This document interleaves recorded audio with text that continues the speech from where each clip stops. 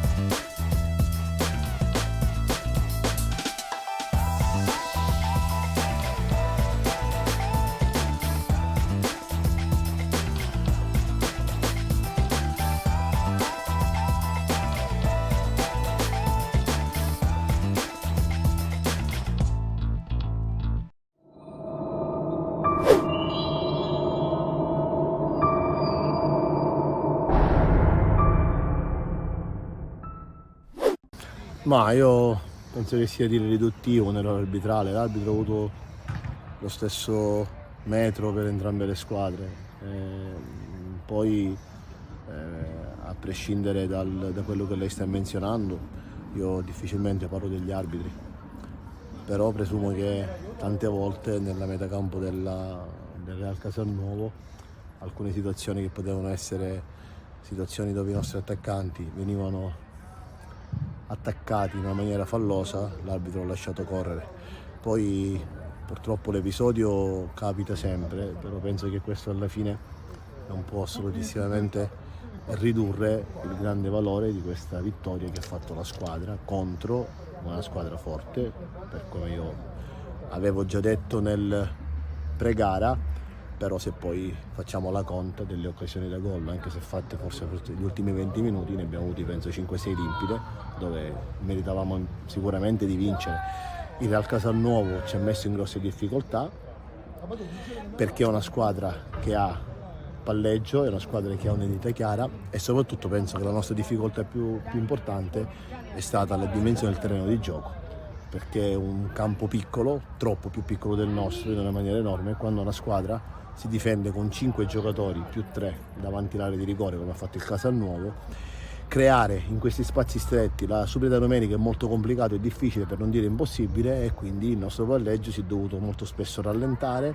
Non siamo stati magari fluidi, ma non per colpa nostra, per colpa dei ragazzi, perché non riuscivamo a trovare l'imbucata giusta, non riuscivamo a trovare il 2 contro 1, e paradossalmente con loro schierati in quel modo, sempre con un braccetto a raddoppiare sul quinto, e quindi sul nostro esterno erano sempre 2 contro 1, sia anche nella parte centrale, quando abbiamo giocato con Olli più mezzala che tre quarti, anche lì non riuscivamo a trovare mai spazi, perché loro difendevano con 2 blocchi, uno da 5 e uno da 3 molto molto stretti. Il campo glielo permetteva, e quindi anche se riuscivamo a saltare qualche volta l'uomo, poi avevamo subito il raddoppio, e abbiamo sofferto questo più che altro. Poi non penso che il Real Castelnuovo, attraverso delle giocate che di solito fa che ha fatto in altre partite, ci ha messo mai in difficoltà, abbiamo mai rischiato di prendere gol. Io penso che ancora una volta questa squadra ha dimostrato di avere un DNA ben chiaro, ormai ha una mentalità secondo me vincente come pochi in queste categorie, e soprattutto mi permetto di dire che questa è una squadra che ha ormai inciso il carattere del nostro presidente, il mio, e lo rispecchia in campo. È una squadra che non molla mai, è una squadra che ci crede fino al 95esimo, fino all'ultimo secondo che c'è disponibile. Io vorrei sottolineare il grande atteggiamento che abbiamo avuto dopo aver preso il gol. Probabilmente è stato quello che ci ha fatto vincere la partita. Probabilmente se questa partita stazionava ancora più sullo 0-0 era difficile trovare un episodio se non un calcio piazzato, perché ripeto loro difendevano molto bene. Abbiamo avuto molte difficoltà, ripeto, sulle proprie distanze materiali dell'impianto, però abbiamo uscito la forza, abbiamo uscito la voglia e ancora una volta abbiamo ribaltato una partita secondo me che era più difficile di quella di Vibo sotto l'aspetto proprio della categoria. Questa è una classica partita di Serie D dove bisogna vincere con la forza, con l'inerzia mentale e ancora una volta andare sotto e riprenderla e vincerla. Penso che oggi i ragazzi hanno dimostrato ancora una volta il loro valore. Sono partite che non sono semplici, io lo sapevo, forse questa, nulla togliendo a quello che dobbiamo andare a fare, la trasferta è più difficile di ritorno. Partita per partita si sta dimostrando che il ritorno è tutt'altro campionato, è tutto diverso. E quindi se non c'hai l'atteggiamento giusto, se non c'hai la fame giusta, la voglia, la cattiveria, punti a casa non se ne portano. La Serie D è questa, questo girone è questo e il secondo tempo si è dimostrato e lo stanno dimostrando le intere partite che stiamo disputando in questione di ritorno. È una partita sicuramente 3 punti pesantissimi e soprattutto sono ancora 3 punti che ci danno autostima, perché dimostrano che la squadra fino alla fine non molla e continuiamo a dare messaggi a questo campionato, che nelle difficoltà escono i valori di questo grande gruppo.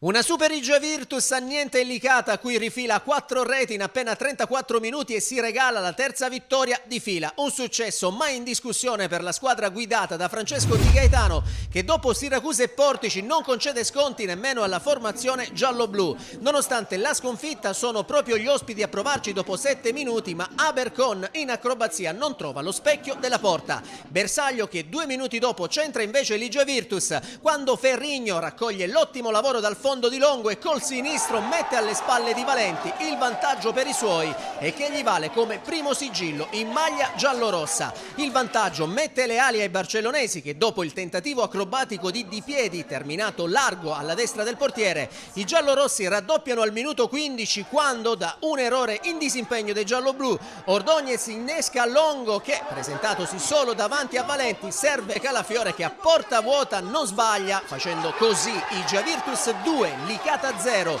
e per l'ex Trapani si tratta della prima rete in maglia Igia Virtus. Il Licata è in confusione, così al minuto 20 da un pallone recuperato da Biondo arriva anche il tris ad opera di Longo, che da fuori fa secco Valenti col destro, firmando la rete del 3-0 per i giallorossi, mentre per Sebastiano Longo sono 10 i gol totali in campionato. Pur sotto di 3 gol gli ospiti tentano di reagire, ma prima il sinistro di Cappello è deviato in angolo da Staropoli e poi la punizione di Orlando non sortisce l'effetto sperato, mentre al 34esimo a fare centro è ancora Ligia Virtus con Biondo che, su punizione complice anche la deviazione della barriera, supera per la 4ª volta Valenti, facendo nuovamente gioire i tifosi giallorossi. Per il capitano dell'Igea si tratta della 2ª rete consecutiva, la 3ª complessiva del campionato. Nella ripresa succede davvero poco, girando la di cambi per i 2 allenatori, con il Licata che tenta comunque di trovare il gol della bandiera, ma i tentativi di Cappello al 51esimo e del neoentrato Murgia subito dopo non creano problemi a Staropoli. Ligia Virtus amministra e al minuto 71 si fa viva con Longo, il cui sinistro impegna Valenti alla parata in angolo. Con questo successo Ligia Virtus sale in classifica a quota 26 punti e si porta a distanza di sicurezza dalla zona play-out, mentre il Licata rimane a quota 33 a 4 lunghezze dalla 5ª posizione.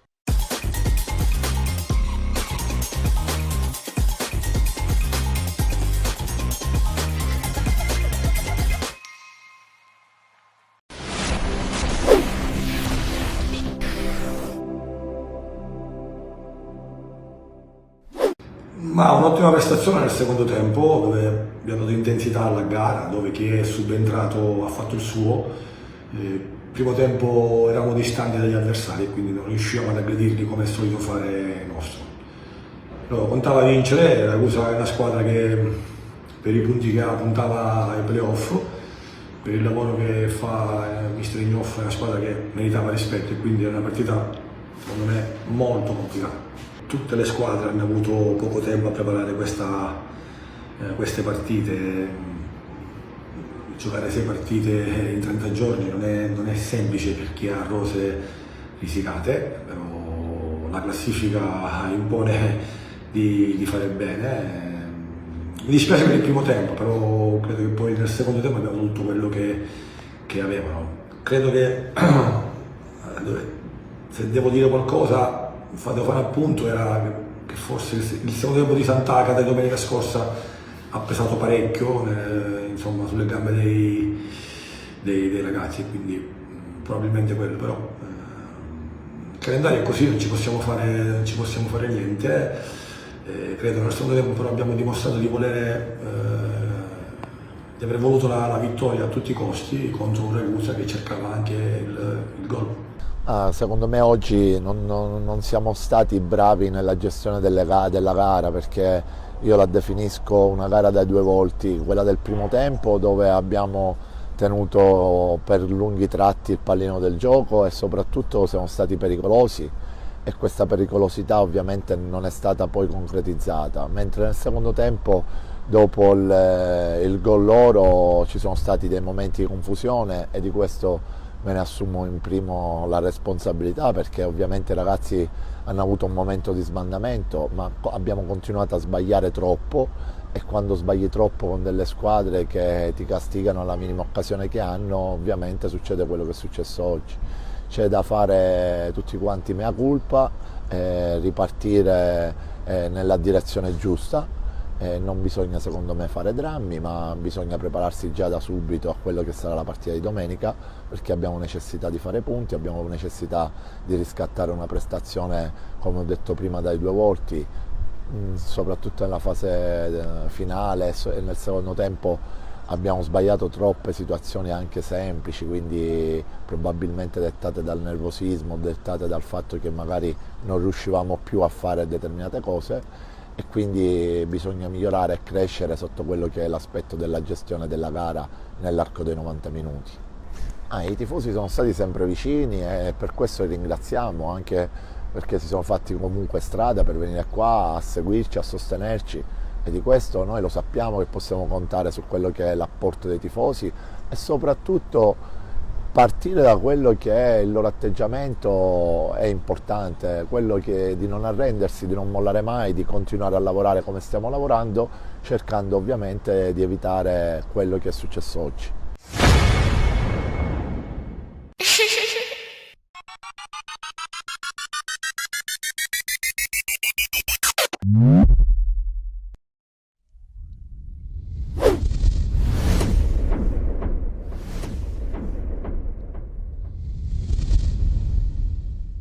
È una partita difficile, complicata, in un campo caldo, dove l'agonismo l'ha fatta da padrone. Noi abbiamo, per quello che è stata la partita, disputato secondo me un buon primo tempo, e nel momento dove potevamo realizzare il 2-0 purtroppo abbiamo preso l'1-1, e sicuramente sotto l'aspetto mentale siamo rientrati nello spogliatoio sicuramente un po' con il morale sotto i tacchi. Poi il secondo tempo abbiamo reagito bene, abbiamo provato tutto per tutto, abbiamo riproposto il doppio attaccante, questa scelta ci ha premiato, siamo andati a fare il 2-1, poi dopo l'espulsione di Maggio abbiamo rimodulato un po' la squadra, ci siamo ricompattati con sofferenza, con quello che chiaramente è la caratteristica di questa categoria, soprattutto nel girone di ritorno. Abbiamo chiuso con una vittoria sofferta, ma secondo me meritata, in un campo difficile. Per quella che è stata la partita di Barcellona è stato un errore di percorso che ci può stare, perché i ragazzi hanno dimostrato subito sul campo con 2 risposte importanti, con Regina e Acireale altri 6 punti, perciò il nostro cammino secondo me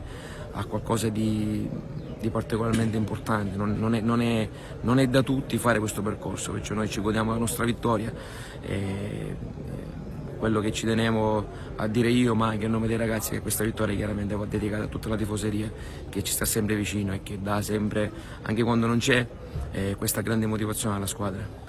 dobbiamo rimanere mentalmente per quello che poi sarà l'impegno di San Luca, anche se distante, avremo più tempo per prepararlo. Sicuramente la squadra ha dimostrato come sempre grande senso di maturità, perciò so che nessuno mollerà da qua alla fine, in modo particolare questo periodo dove non ci sarà da giocare faremo in modo noi come staff per cercare di motivare con delle esercitazioni, con delle amichevoli, vediamo un attimino di organizzarci, perché sicuramente non possiamo minimamente mollare.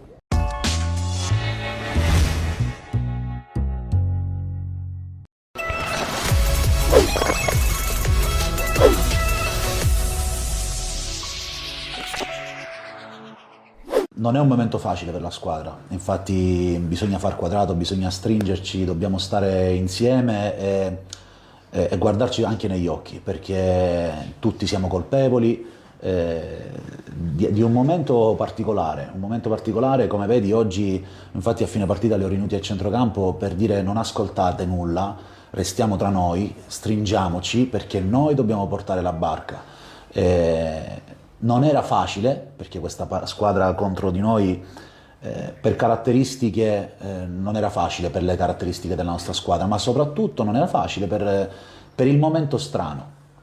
È un momento strano dove c'è nervosismo e frenesia e bisogna avere semplicemente testa ed essere lucidi. Abbiamo praticamente fatto la partita per tutto il tempo, io non ho mai avvertito il pericolo che potessimo subire gol. Anche nell'ultima azione nel quale abbiamo comunque rischiato non avevo la percezione veramente di poter subire gol. È chiaro che in partite così, se ti porti il risultato ti porti fino alla fine con un gol di vantaggio, rischi anche di poterla pareggiare, però questo non è successo. Siamo stati fortunati, ma siamo stati anche bravi, perché appunto poteva succedere che loro potessero pareggiare, ma non è successo e meno male così. Intanto oggi l'importante era vincere, anche soffrendo abbiamo vinto. Non era facile perché comunque è una squadra sì di ragazzi ma ben messa in campo, che comunque hanno lottato fino alla fine ci hanno messo pure in difficoltà. Però oggi l'unica cosa che contava era vincere e portare 3 punti a casa e l'abbiamo fatto. Chiamiamolo, passami il termine, il trauma che ha subito la squadra in questi giorni, un giorno per preparare la partita diciamo che non è stato tanto, però posso dirti che i ragazzi da professionisti si sono applicati tanto, abbiamo fatto una rifinitura, veramente applicati tantissimo, abbiamo guardato come è nostra abitudine i video della squadra avversaria, li abbiamo studiati perché sapevamo che andavamo incontro a una partita particolare per 2 motivi: uno, per il momento nostro; 2, perché è una squadra che sta tutta dietro la linea della palla ed è difficile trovare spazi. In questi momenti come li trovi gli spazi? Con la pazienza. Gli spazi si trovano con la pazienza, gestendo e soprattutto senza frenesia, senza nervosismo, ma con pazienza. Più che delicata era una partita nel quale era quella classica partita dove tu sei obbligato a fare i 3 punti. Ripeto, questo è venuto e ce lo prendiamo, però è chiaro che adesso dobbiamo ricominciare da zero, o quasi, perché come tutti sappiamo, appunto, siamo costretti nuovamente a ricominciare dei nuovi dettami, delle nuove idee, nella speranza che stavolta siano quelle giuste. Testa subito al Sant'Agata, sì, ora dovremmo giocare tutte le partite come una finale. Sappiamo che saranno tutte difficili a partire da domenica prossima. Dovremmo fare il massimo partita per partita.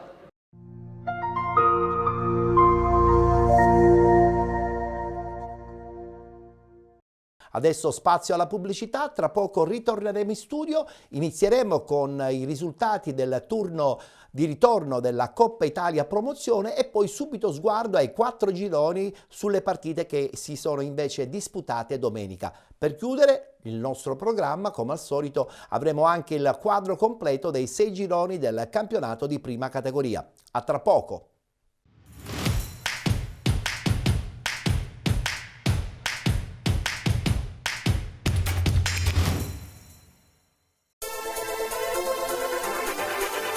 La tecnologia e la competenza al vostro servizio. Energy Clima, Technology for Life. Il riscaldamento ed il condizionamento non sono più un problema.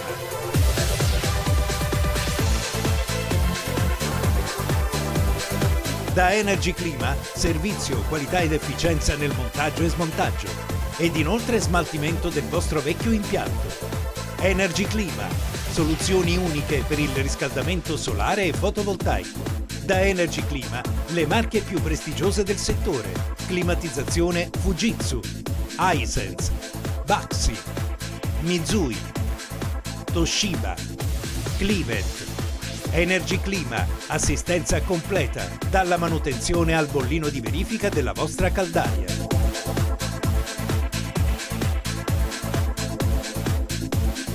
Pagamenti con rateizzazione agevolata ed inoltre detrazione fiscale tramite pratica Enea. Energy Clima. Visitate il nostro punto vendita a San Giovanni La Punta in via Montello 7/A. Infoline 095 80 37 031. Energy Clima. Technology for Life. Benvenuti da Giada Immobiliare.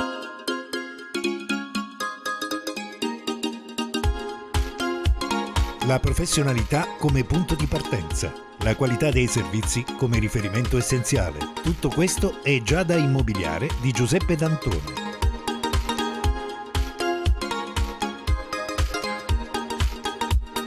Servizi di compravendita ed affitti, supporto per concessioni mutui e consulenza finanziaria ed inoltre assistenza a partecipazione ad aste giudiziarie e consulenza tecnico-legale. Giada Immobiliare, via Etnea 734, Catania. Info 095 61 74 981 oppure 095 61 74 973. Visita il sito con le nostre proposte www.giada-immobiliare.it. Giada Immobiliare, insieme a te per comprare e vendere.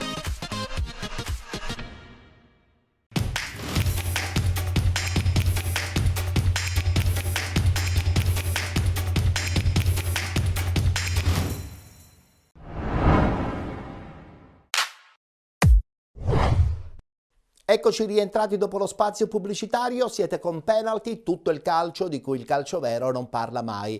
La puntata del giovedì di questa settimana un po' particolare perché abbiamo dedicato la prima mezz'ora al turno infrasettimanale del campionato di Serie D. Adesso apriamo la seconda mezz'ora invece con il rullo contenente i risultati del turno di ritorno di Coppa Italia Promozione.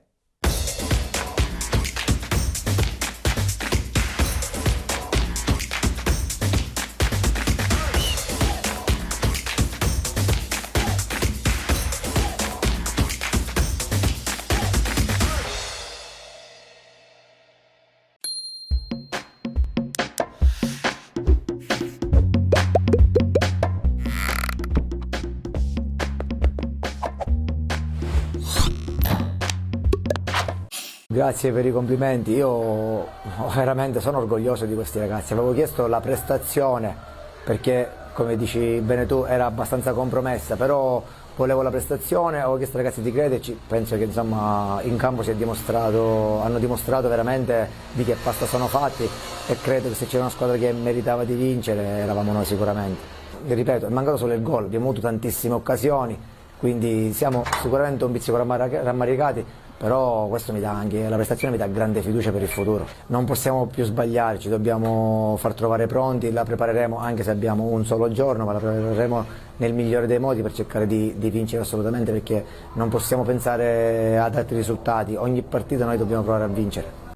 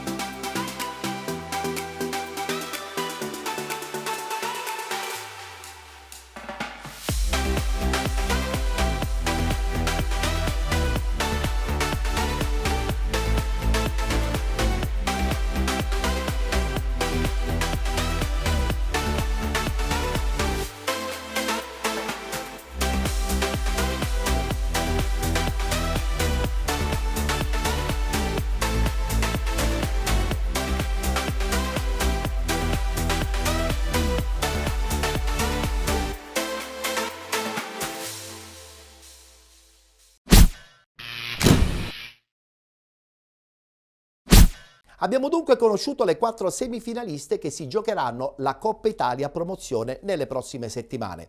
Adesso spazio invece ai 4 gironi del campionato di promozione e lo facciamo subito iniziando con il girone A.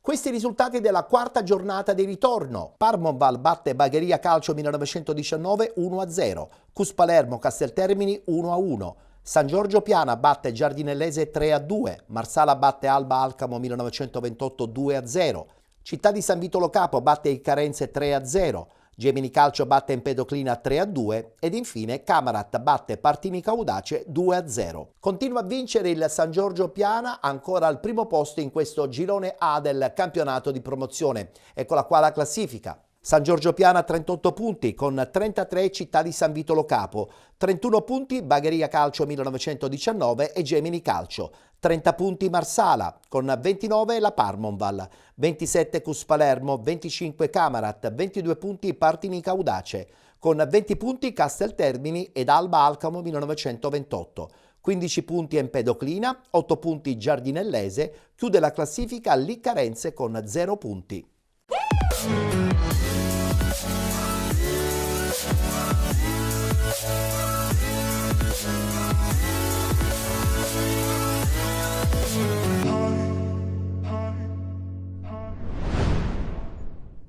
Appassionati di calcio, il più cordiale buon pomeriggio da Castellammare del Golfo in campo neutro. Tra poco vi racconteremo Alba Alcamo Marsala, una gara importante per quanto riguarda naturalmente entrambe le formazioni, sponda azzurra, però c'è da perseguire un obiettivo, quello dei playoff, e dunque la squadra di Bruccoleri è chiamata quest'oggi a far punti. La squadra di Bruccoleri prova ad attaccare dall'auto di sinistra con questo cross al centro, il tiro e il miracolo del portiere e poi un salvataggio sulla linea. I tifosi avevano gridato al gol già al primo minuto. Ancora Genesio. La mette in mezzo, il tiro e la rete del Marsala con Marchese a realizzare di rapina con questo pallone messo al centro al 29esimo minuto.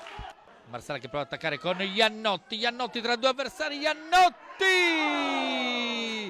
Cosa sbaglia Iannotti? Ma quanto è stato bravo nella preparazione dell'azione. 2 contro 1, pallone al centro, Vetrano, la possibilità del tiro che arriva con il gol e finalmente Iannotti si sblocca e arriva il triplice fischio da parte del direttore di gara. Il Marsala batte con il più classico dei risultati 2-0 l'Alcamo sul neutro di Castellammare del Golfo grazie a 2 reti siglate, una per tempo. La compagine lilipetana continua la sua corsa nella zona playoff.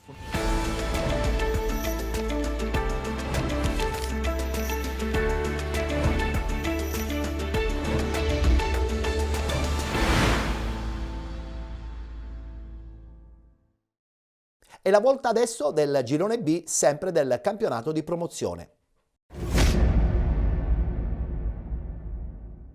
Anche qui quarta giornata di ritorno, questi i risultati. Gioiosa batte Sant'Angiolese 4-2, Rosmarino batte Nuova Azzurra Fenice 6-0, Aquila Lascari Cefalù 1-1, Valle del Melacalcio batte Aluntina 5-1, Nuova Rinascita batte Città di Galati 6-0, Città di Mistretta batte Promende Calcio 4-0 ed infine San Fratello batte Atletico Messina 2-0. Continua il testa a testa tra Rosmarino e Gioiosa. Questa è la classifica. Rosmarino 39 punti con 38 il Gioiosa, 36 punti Città di Mistretta, con 30 Aquila, 25 punti Nuova Rinascita, 24 punti Città di Galati, con 23 Valle del Melacalcio e Lascari Cefalù, 21 punti il San Fratello, con 18 Sant'Angiolese ed Aluntina, 16 punti Promende Calcio, 14 Atletico Messina, chiude la classifica Nuova Azzurra Fenice con 8 punti.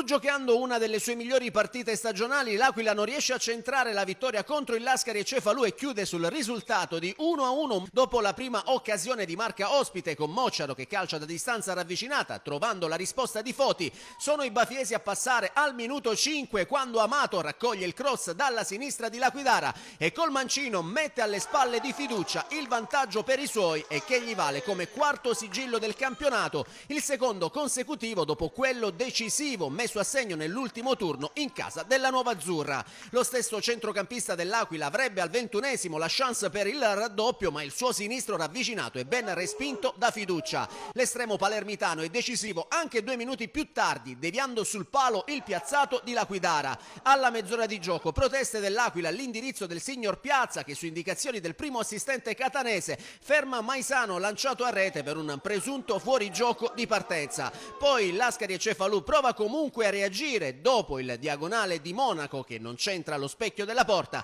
Gli ospiti acciuffano il pareggio al 25esimo quando proprio Monaco raccoglie un pallone vagante in area biancorossa e col destro lo indirizza alle spalle di Foti, facendo così Aquila 1, Lascari Cefalù 1. E per il classe 2004 palermitano si tratta della seconda rete consecutiva in campionato dopo quella realizzata nel turno precedente contro la Luntina davanti al pubblico amico. Ospiti che tentano anche la via del raddoppio al minuto 41 con la punizione di Fazio che deviata si perde a fil di palo. Nella ripresa ancora Lascari e Cefalù in avanti con il diagonale di Cangelosi che si perde di un soffio alla destra di Foti, ma è l'Aquila subito dopo a spingere in cerca del nuovo vantaggio, prima con Cariolo che non riesce a deviare in rete la rimessa di Laquidara, poi sul cross di Aloe né Di Santoro né Cariolo trovano la zampata vincente, quindi il colpo di testa di Dama sul piazzato di Laquidara sfiora il palo alla sinistra di Fiducia. Al 93esimo biancorossi che reclamano anche un calcio di rigore per un tocco di mano in aria da parte di Gatta, sul quale però il fischietto di Agrigento lascia giocare, e infine al minuto 97 Cariolo da 0 metri conclude tra le mani di Fiducia. Con questo pareggio il primo casalingo del campionato, l'Aquila sale in classifica quota 30 punti confermandosi al quarto posto a -6 dal Mistretta terzo, mentre il Lascari e Cefalù sale a 23 a -2 dalla quinta posizione.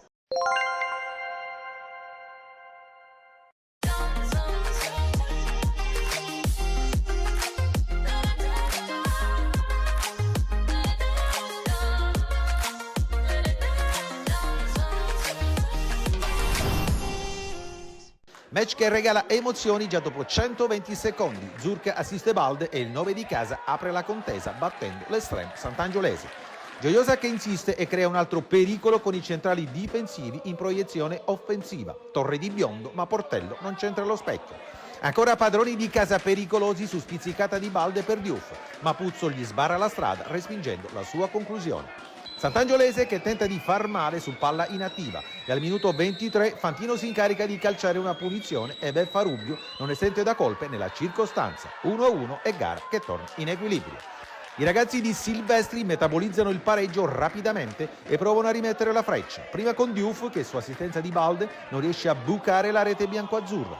Passano 5 minuti e dalla parte opposta verso si accentra, calcia in porta senza trovare lo specchio. Minuto 35 e arriva il sorpasso della Sant'Angiolese con Tuccio, che sfrutta al meglio un cross dalla sinistra di Nibali e realizza la rete dell'1-2. Il Gioiosa ferito reagisce immediatamente e sugli sviluppi di palla inattiva Cidi Melendez pennella in aria e Biondo, girandosi, colpisce quasi di nuca, riportando ancora una volta in parità il match. L'ultima emozione della prima frazione capita alla Sant'Angiolese quando Mastriani direttamente dalla bandierina colpisce il palo con sfera che giunge dalle parti di Galli, ma Rubbio con un miracolo gli nega il gol del sorpasso. Ripresa che si apre con Martinez che prova a sfruttare una palla inattiva, ma Puzzo attento respinge disinnescando la minaccia.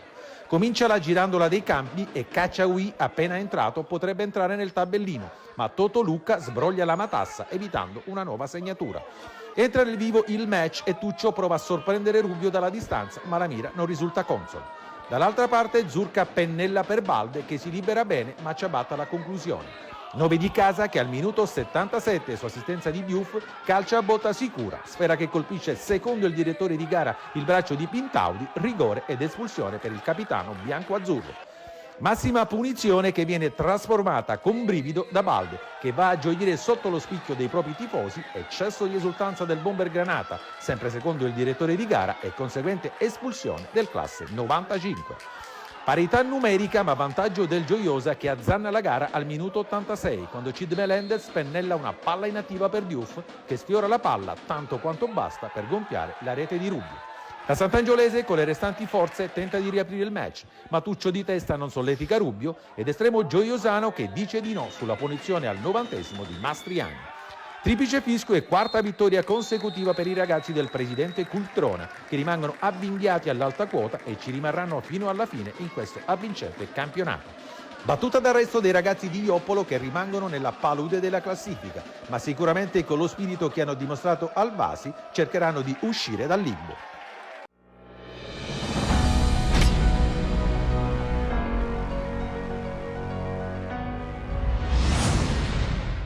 È la volta adesso di conoscere la situazione nel girone C.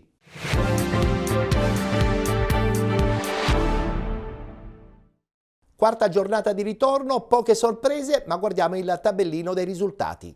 RSC Riposto batte Ace Galatea 2-1, Santa Domenica Vittoria batte Sant'Alessio 2-1, Belpasso FC 2014 batte Città di Calatabiano 2-1, Real Suttano batte Caggi 2-0, Città di Aci Sant'Antonio Nicosia 1-1, Villarosa batte Città di Aci Catena 2-0 ed infine Real Aci batte Valdinisi Calcio 2-0. Nicosia bloccato nello scontro diretto contro il Città di Aci Sant'Antonio, ne approfitta per allungare in testa il Real Aci. Guardiamo la classifica. Real Aci 41 punti, 38 Città di Aci Sant'Antonio, 35 Nicosia, 33 Belpasso FC 2014, con 32 RSC Riposto, 26 punti per il Villarosa, con 23 il Sant'Alessio, 22 punti Ace Galatea e Valdinisi Calcio, con 18 Santa Domenica Vittoria, 16 punti Real Suttano, con 7 Caggi e Città di Calatabiano. Chiude la classifica il Città di Aci Catena con 5 punti.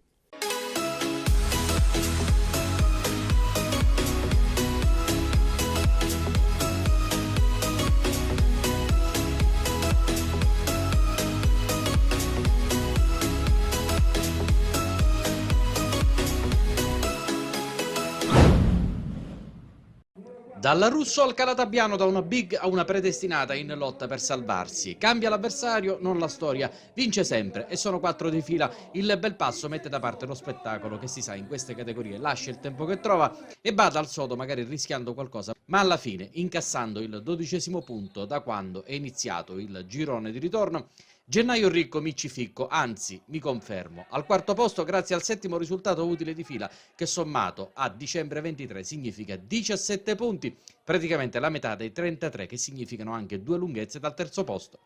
Certo, la situazione si fa sempre più interessante dopo aver vinto a riposto con un gol di Orazio Tirri e ogni vittoria, a prescindere dall'avversario, ha sempre il suo peso. Poi vincere aiuta a vincere e via discorrendo. Troppo presto per guardare alla classifica, un passo alla volta e lavorare sugli avversari domenica dopo domenica, a cominciare dall'ultimissima in classifica che è l'Aci Catena, domenica 4 febbraio in trasferta al Polivalente. Le alternative intanto di questa domenica di fine gennaio al San Gaetano si chiamano Lupica in difesa al posto di Egitto, Lupo ormai reinventato ufficialmente centrocampista e Michele Mirenna in attacco e un'altra partita dalla dose verde per il tecnico Dario Suriano che per sbottonare il Calatabiano si affida a qualche sorpresa di Luca e deve attendere 33 minuti. Alberio costruisce la diga, Luca gestisce palle che appaiono spesso come ragnatele, Pietro Nicolosi alla finalizzazione si affida alla semplicità per l'1-0 del Belpasso che accende una partita cementata, giocata sì con un solo fronte d'attacco, ma rallentata dal classico 10 dietro la linea della palla, qui imposto dagli avversari. Luca e Alberio duettano che è un piacere, al secondo tentativo Pietro Nicolosi preferisce l'assist su Capitan Tirri che potrebbe fare meglio. Lupo si vede nel gioco aereo, palla di poco alta, i padroni di casa si sono accesi definitivamente e sono in rampa di lancio. Al 41esimo c'è un grande prato verde dove nascono speranze che si chiamano ragazzi, Mirenna e Pietro Nicolosi. Li ringrazia Federico Luca per la gentile concessione, si beve Gangi sullo stretto e fa 2-0 tra l'entusiasmo generale. Ci si aspettava questo bel passo e in concreto c'è un doppio vantaggio all'intervallo senza che il Calatabiano si metta di traverso se non con chi può portare la croce in attacco, ovvero Russo. Punizione alta al 45esimo e al rientro in campo, dopo il primo doppio cambio operato da Suriano con Milizia per Tirri e La Spina per Mirenna, capace di far passare un pallone dal limite dopo aver eluso diversi possibili oppositori del Belpasso, compreso Colonna, che probabilmente vede partire in ritardo il sinistro dell'attaccante ospite al minuto 19 dal limite dell'area. Russo continua ad alimentare la fiammella della speranza della penultima in classifica, qui assist su Zappalà che non la spinge in rete solo per un secondo di ritardo, e poi in mezzo al traffico trova il pronto riscatto di Colonna, pronto a bloccare sul palo. Rischio, allerta rossa a metà del secondo tempo. Il Belpasso capisce che un due pari sarebbe una delusione troppo forte e un'occasione a vuoto troppo grande da lasciare per strada, così rialza la testa un po' timidamente con La Spina, Lupica e Pietro Nicolosi, ma senza cattiveria di sorta, e quindi con Luca che manda alto su punizione. Rischi non ce ne saranno più da qui alla fine. Alla mezz'ora ecco un esordio stagionale il centrocampista Giuseppe Giuffrida, ufficializzato in settimana dopo le maglie di Sanremese, Vado, Prato, Troina, Biancavilla e Giovanili Catania. Rileva Lupo e poi l'ex Binanti per Nicolosi come ultimo cambio. A proposito di ex, Falsaperna, uno dei tanti under schierati dal Calatabbiano, neutralizzato dalla distanza da Colonna, trova posto nell'ultima clip video che racconta la 4/4 del Belpasso.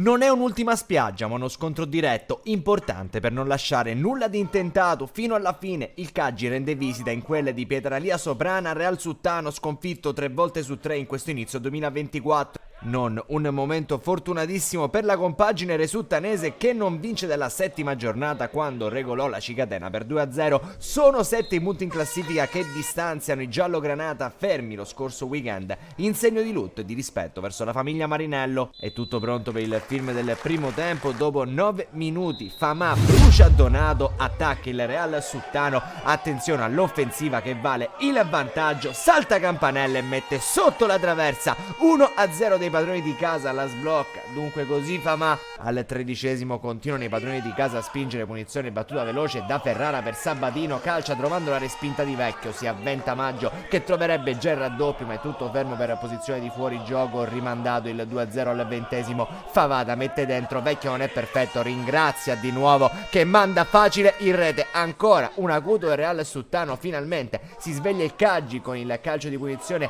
di Criado messo dentro per Campanella che stacca di testa e manda di poco fuori. Minuto 39, Real Suttano sventagliata di Ferrara per lo Duca, l'appoggio su Famà che calcia trovando la respinta di Vecchio. Minuto 40, il Caggi, lancio lungo di Giuseppe Mannino per Saglimbeni, fa la sponda su Scalisi, calcia, non impensierisce però l'estremo difensore Noto che controlla in 2 tempi. Fine primo tempo, fin qui Real Suttano ha ragione del Caggi, le reti sono di Simone Famà e di Daniele Di Nuovo. Passiamo col film della ripresa, 1 minuto, rimessa laterale di Criado per Scalisi, sfonda sull'out Mancino, mette dentro Saglimbeni, calcia la respinta sulla linea di un difensore, poi arriva Mannino che mette sul fondo. Anche sfortunato il Caggi in questo inizio secondo tempo, ci prova allora il tecnico Adornetto con i cambi, entra lo Iacono per la Piana, entra Franco per Adriano Mannino, 77esimo, chi sfiora però il gol è Real Suttano con Pilo che pesca testa quadra, manda di poco al lato. Minuto 80, Santitto per Saglimbeni, ancora la difesa a dire di no, Scalisi sulla corta respinta vede la strada sbarrata dal difensore Noto. Minuto 85, Caggi, entra Bambara per Saglimbeni, 86esimo, Mannino vede Franco di prima in profondità, Bambara viene toccato da Ferrara, così all'ingresso in area di rigore per il direttore di gara si può proseguire. Proteste, mister Adornetto finisce anticipatamente la sua partita all'89esimo, ultima chance, cross di Santitto per Franco che di testa manda sul fondo. L'arbitro allora fischia 3 volte a Pietralia Soprana, ancora una sconfitta per il Caggi, non si scuote il campionato della formazione di mister Adornetto.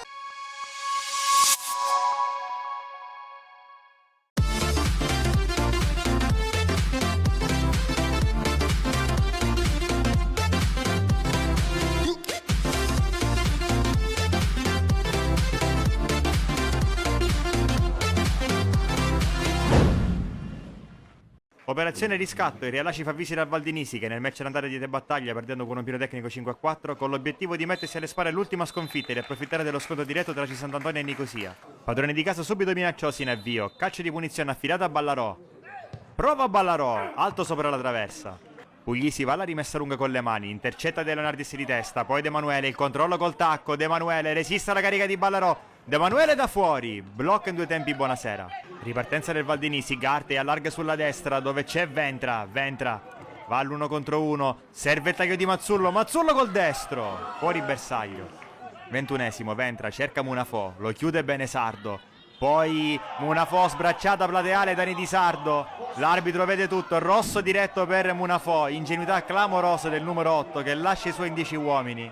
Passa la mezz'ora di gioco, Sardo va da Cannone. Cannone alza la testa sulla stessa fascia per De Manuele. De Manuele in profondità, bene per Carbonaro. Carbonaro in aria, all'indietro per Sciuto che colpisce col mancino. Splendido gol del Realaci che passa in vantaggio sull'asse Carbonaro-Sciuto. Rivediamo il secondo gol in maglia granata di Dennis Sciuto. Scadere del primo tempo, Pandolfo rinvio lungo. Sponda di De Manuele per Carbonaro che si muove in posizione regolare. Carbonaro esce dall'aria, punta l'avversario, il cross libera Cucinotta, poi Mazzullo male di testa, ne approfitta di Emanuele che prova il destro ma non trova la porta. Rimessa laterale affidata a Cannone, scambia con Sciuto, Cannone supera Puglisi, entra in aria, la mette in mezzo, male buonasera e poi De Leonardis, facile facile, il tapin che vale il raddoppio, è il suo 5º gol in campionato.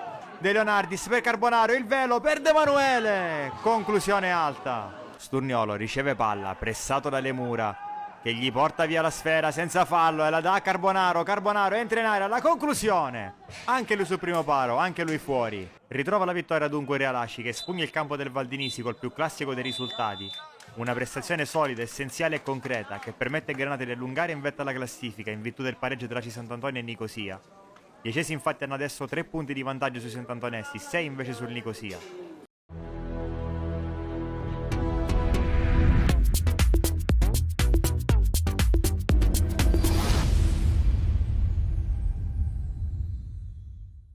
Chiudiamo il tabellino del campionato di promozione presentando il girone D.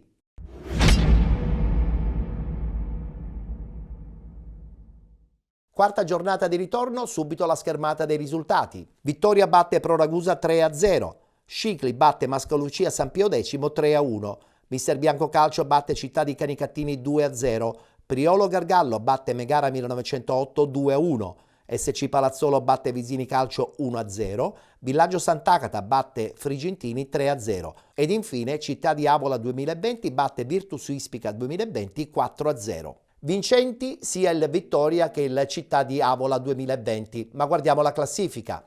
Vittoria in testa con 43 punti, con 41 Città di Avola 2020, 39 Priolo Gargallo, con 32 Vizzini Calcio, 31 punti Megara 1908, con 28 Frigentini ed SC Palazzolo, 24 punti per il Ragusa, con 21 il Mister Bianco Calcio, con 18 punti lo Scicli, 15 Villaggio Sant'Agata, 8 punti Città di Canicattini e Mascalucia San Pio X.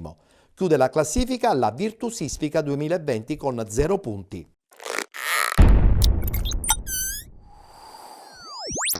Non è possibile pensare solo all'ordine pubblico se poi arriva una terna arbitrale così inesperiente e fuori da ogni logica. Il primo tempo è stato veramente un bel derby, due squadre che sicuramente hanno giocato un bel calcio. Purtroppo poi l'arbitro dal secondo tempo in poi ha veramente rovinato la partita. Queste sono delle cose inaccettabili, purtroppo e condannabili. Nonostante questo, comunque rimane il fatto che abbiamo giocato contro una signora squadra, al quale io comunque faccio i miei migliori auguri nella speranza che possa vincere il campionato, perché comunque vada è una delle migliori squadre che abbiamo incontrato. Faccio i complimenti al Vittoria, è una squadra che sicuramente gli auguro di vincere il campionato, perché è una piazza che, parliamoci chiaro, non c'entra niente in questa categoria, quindi gli auguro le migliori fortune di ritornare sicuramente nel calcio che meritano. Una squadra importante, giocatori di caratura, una società importante, però io sono contento di come hanno interpretato la partita i ragazzi. Io penso che il primo tempo non si è notata tutta questa differenza tra le due squadre di classifica. Sicuramente anche il primo tempo meritavamo pure in qualche occasione di passare in vantaggio. Poi il secondo tempo non mi piace parlare degli arbitri, però sicuramente l'ha condizionata l'arbitro la partita. Magari l'avremmo perso uguale la partita, non lo so, perché come ti ho detto stiamo parlando di una squadra che si allena come dei professionisti 6 giorni a settimana, giocatori importanti che fanno solo questo, quindi già giocarseli alla pari con loro per noi è un motivo d'orgoglio come squadra, come società, come tutto. Dopo il consueto spazio dedicato al campionato di promozione, al via adesso i 6 gironi con risultati, classifiche e immagini del campionato di prima categoria.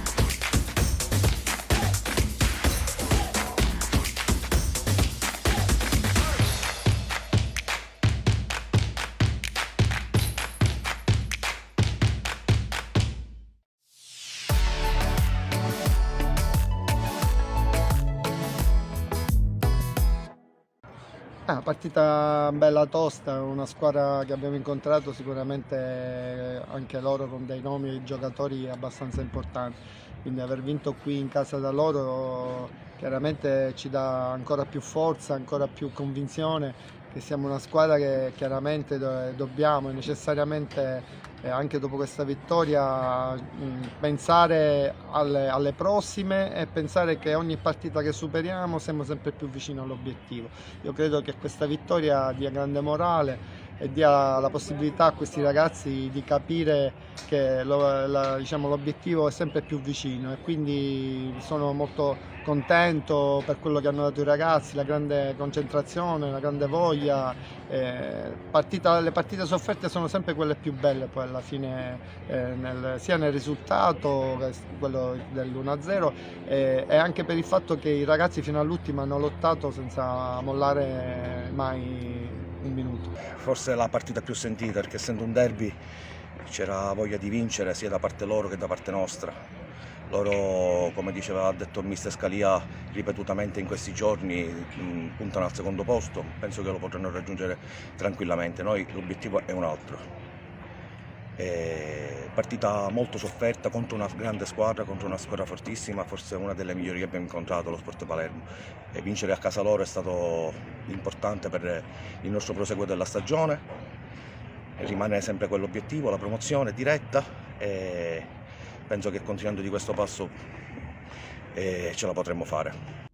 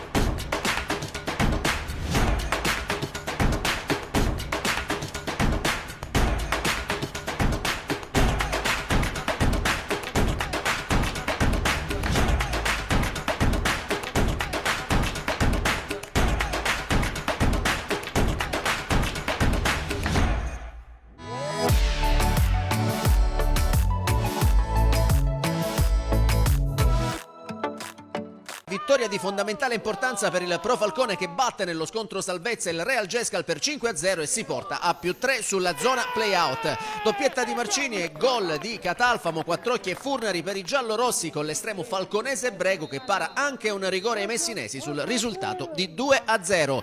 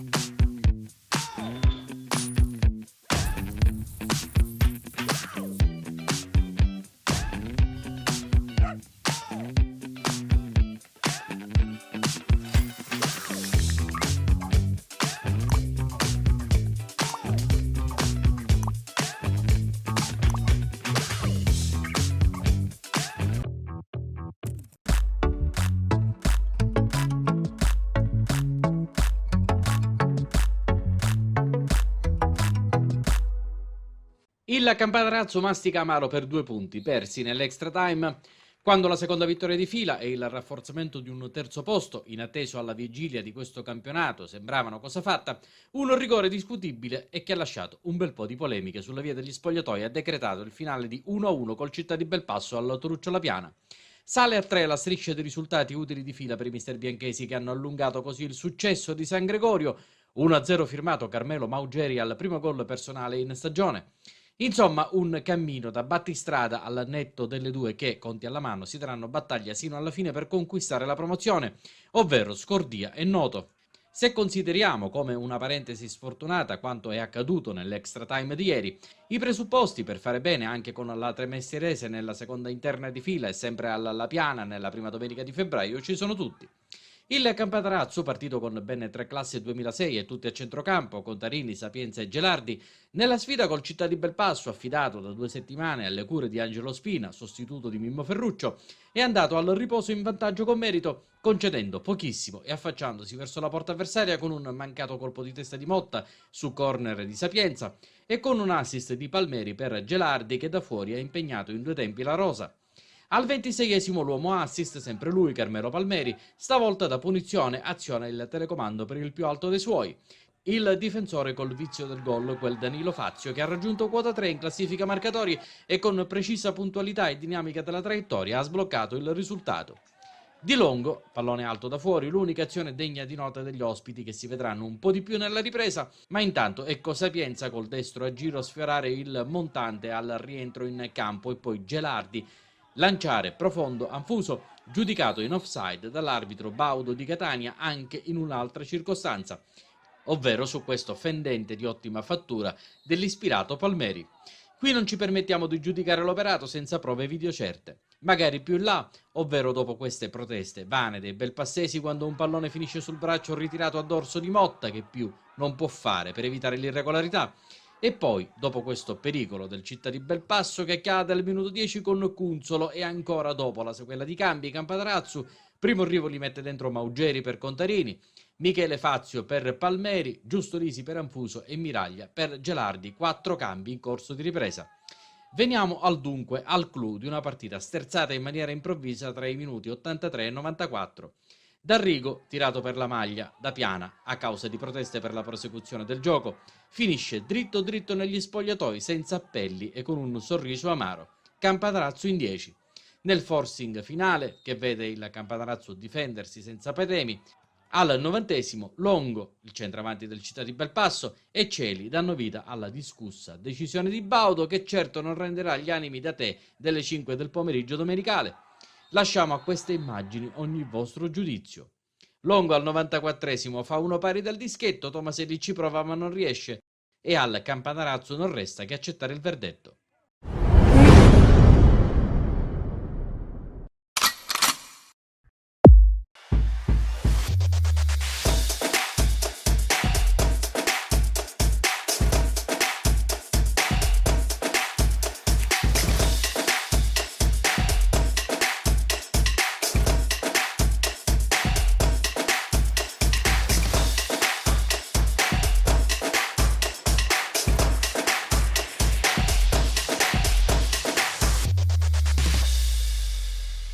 Con i risultati, le immagini e le classifiche dei 6 gironi del campionato di prima categoria, chiudiamo qui anche per questa settimana la puntata del giovedì di Penalty, in onda ogni giovedì sera a partire dalle ore 22 sul canale 19 di TVM Palermo. Grazie per essere stati con noi, vi ricordo che questa trasmissione è anche visibile attraverso la pagina Facebook Penalty oppure sul canale YouTube Penalty Programma Sportivo, nonché anche attraverso il canale HBB TV di 7 Gold, canale 15 del digitale terrestre. Appuntamento alla prossima settimana.